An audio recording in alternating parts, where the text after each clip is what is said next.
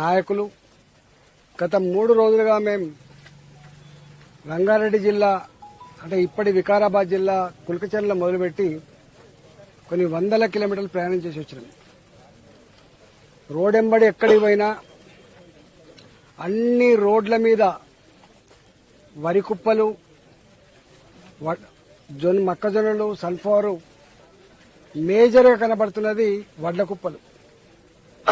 ఒకటే సరి ఏ గింజకు ఆ గింజ ఎప్పటికప్పుడు కనుక కాంట పెట్టి ఉండి వాళ్ళు తరలించి ఉంటే ఇంత దుఃఖం మేము అనుభవించే వాళ్ళం కాదు. ప్రభుత్వం మొద్దు నిద్రపోయింది.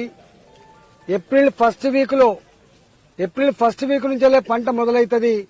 కానీ 25-30 రోజుల పాటు పంటను కొనకపోవడం వల్ల మొత్తం ఐకేపీ సెంటర్లలో, పిఏసిసి సెంటర్లలో, మార్కెట్ సెంటర్లలో మొత్తం ధాన్యం అంతా కూడా పైలాప్ అయిపోయి 30 రోజులు అవుతున్నా 40 రోజులు అవుతున్నా సంచులు రాలేదు, అమాలీలు లేరు, కాంటాలు లేవు, దాన్ని క్లీన్ చేసేటువంటి మిషన్లు లేవు. చివరికి అన్ని వచ్చినా కూడా ట్రాన్స్పోర్ట్ లేదు. రేవంత్ రెడ్డి గారు తన మీటింగ్ కోసం ఎక్కడో హైదరాబాద్ డిపో బస్సులు పంపించగలిగింది. కానీ ఇక్కడ కొన్ని వేల లారీలు ప్రతి నిత్యం ఇసుక తరలిస్తూ ఉంటాయి. ఒక 4 రోజులు 3 రోజులు కనుక ఆ ఇసుకను బంద్ పెట్టగలిగితే కొన్ని వేల లారీలు వచ్చేది.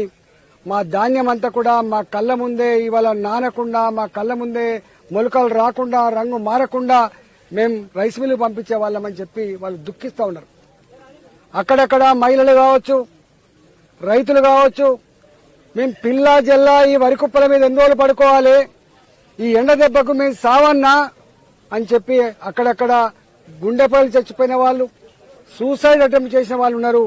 చివరికి ప్రభుత్వం కూడా ఆనాడు కేసీఆర్ ప్రభుత్వం ఎట్లయితే రైతులు మద్దతు ధర కోసం ఉద్యమిస్తే సంఖ్యలు వేసి కేసులు పెట్టి జైల్లో వేసిండ్రో, ఇవాల్టి ప్రభుత్వం కూడా ఇదే కాటారంలో రైతులు ధర్నా చేసినందుకు ఇవాళ వాళ్ళ మీద కేసులు పెట్టిండ్రు.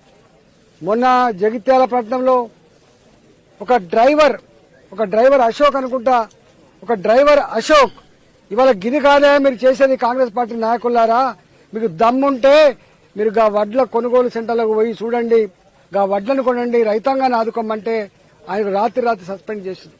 అంటే ఇవాళ ఆనాటి టీఆర్ఎస్ ప్రభుత్వమైనా ఇవాల్టి ఈ కాంగ్రెస్ ప్రభుత్వమైనా రైతుల కళ్లల్లో ఇవాళ నీళ్లు చూస్తున్నారు తప్ప, రైతుల బతుకుల్లో మట్టి కొడుతున్నారు తప్ప వాళ్ళు ఇచ్చిన హామీలు అమలు కాలేదు.